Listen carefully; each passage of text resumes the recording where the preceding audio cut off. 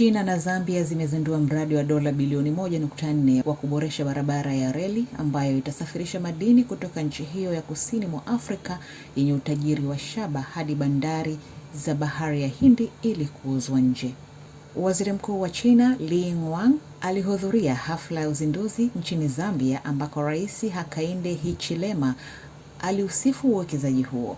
Maboresho hayo yanajiri wakati Marekani na washirika wengine wakiunga mkono barabara nyingine ya kuelekea upande wa magharibi inayounganisha Zambia na Jamhuri ya Kidemokrasia ya Kongo hadi Bahari ya Atlantic. Kazi hiyo itachukua karibu miaka mitatu na inajumuisha kuiboresha reli, kununua injini 800 za treni na kujenga barabara za mahandaki.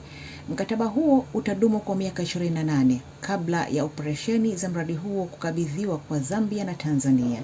China ni miongoni mwa washirika wakubwa wa kibiashara barani Afrika na imedhamiria kutumia rasilimali asilia za bara hilo ikiwemo shaba, dhahabu, lithium na madini adimu ya ardhini.